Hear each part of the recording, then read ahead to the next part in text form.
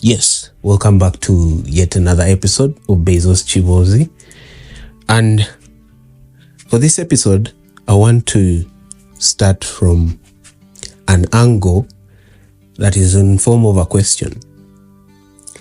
Have you ever been at the crossroads in your life? Maybe starting a business, leaving a toxic job, or even confessing your feelings to someone, And ask yourself, what if it all goes wrong? Today I want to flip that script for you and put it in the sense that how bad could it be? Or what if it works out? Because this is a question that we don't normally ask ourselves. What if it all works out? How bad could it be? For some people it could just be a no, and maybe you move on with your life. For some people, it could be that you stop getting money for a specific period of time, and then you jump into a next period of your life where you're maybe in a business or you're in a new job. So, it is that question that comes with our understanding or our understanding of the fear of risk. So today I want to talk about that question. How bad can it be? And what if it all works out?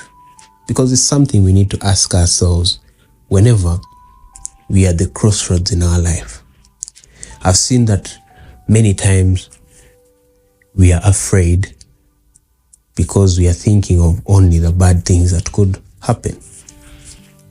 But someone once told me, the worst thing that can happen in your life is obvious, and it's always going to happen. It's the way life ends, and you're going to die. Everyone is going to die. That's the worst thing that can happen in life, death. So other things are really small things. So unless something leads to death, then maybe you could not go into that question. But if something doesn't lead to death, I believe it is easy and it can be worked on. So I'll begin with my personal story. I was at a crossroads, I think at the beginning of the year, and I was thinking whether I stay at my current job or I move on to the next job. Now, opportunities were there for me to go to other jobs. I was lucky enough to have them, but the pay was not really that much. But also my past job, they are not paying me for some months. So the question was, should I be comfortable and stay in this job because the other sources may have not been really confirmed? Because also they were not really confirmed. They were there, there were offers, but they were not really confirmed. But I had something in my pocket, the current job that I was in. However, in the current job, I wasn't getting paid. So I just decided that let me go and I see what these other offers are there to give. Mind you, I was in a period where many of the things in my life required me to have money. I was moving through a given period of paying off some debts that I had gathered due to the job that I had. I had a source of income that was concurrent, so I had to take on those loans, and it had reached a point where I didn't have the money because I was not being paid. So I was asking myself, should I stay in or should I go to the next? So I chose to go to the next. And I chose to go to the next because I was like, when this door closes, the next one opens. Personally, I didn't ask myself that question, that how bad could it be? Or what if it all works out? Mainly because I didn't have that mentality at the time. I was looking to get stability. But now I've reached a point whereby even my current job, I feel like I've reached a point where I've learned almost everything I need to learn, but I need to make the tough decision. The decision that every rich person makes, the decision that every successful person makes: sacrifice. And to sacrifice is to answer that question of how bad can it be if I moved on, left my job, went into the world of maybe doing business, or maybe looking for another better job or something, going back to school to upgrade, because there is also that option. How bad could it be? What if it all works out? So it's something that I've always asked myself now that the mentality that has kicked in.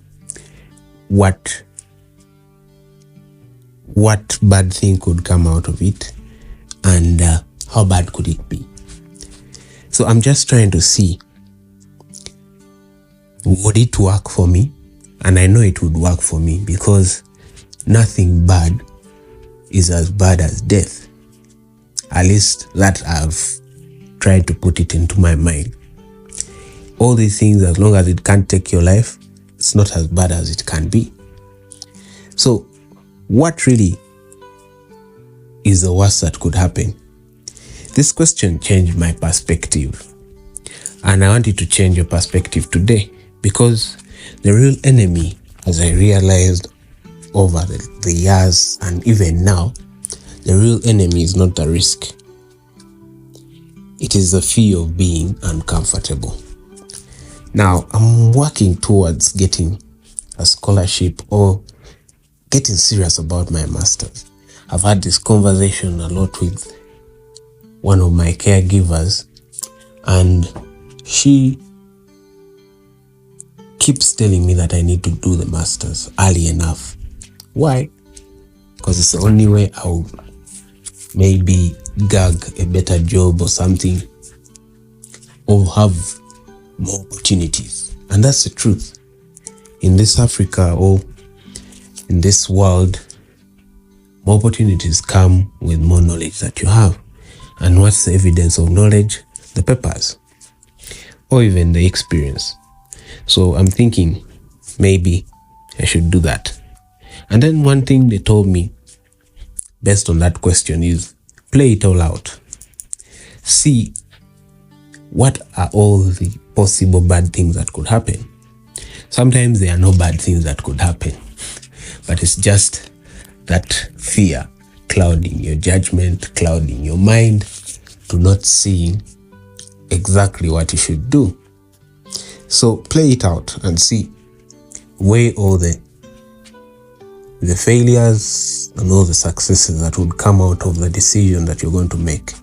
Most times you'll find that the failures are really something that you can really work through and realize that the successes outweigh the failures.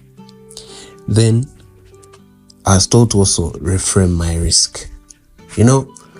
Growing up as someone that was not, I would say I don't take on risks so much. I always want to be in the most obvious kind of life that I know. From this step, I'm going to this step. I'm going to the next. I'm going to the next. I'm going to the next. There was no, let me try this corner so that I see what's in this corner. If nothing works out, I can come back. I always wanted to stay on the route that I was given. But I've learned that the more risks you make, the better you are as a traveler in this life. I mean by the steps. You learn to make better steps. You learn to experience the whole journey. That is if you take the risks. But if you keep on the same path, yes, success may come, but you will have only experienced it in one way. You will not tell a very good story. So the risks give you a good story, and you need to reframe the risk. Risk being ingredients to your experience of success.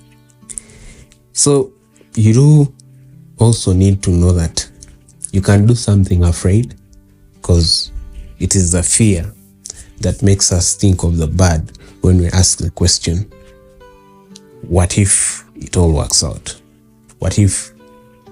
What if? What if? So you need to know that you can also do things when you're afraid, because it is in courage that we meet better results in our life. The courage to do something even when you're afraid of it is the step that will take you to conquering that you're doing. You know, doing something with courage is like putting fear in a bucket and then move with it, or in your backpack and then you move with it, because fear is something that won't go, but how you treat it is the key to how you get the results better. So, because very many people won't be courageous, be the courageous one. Because very many people won't see the good in every decision, be the one that will see it. And I think you will reframe how you answer this question in your life.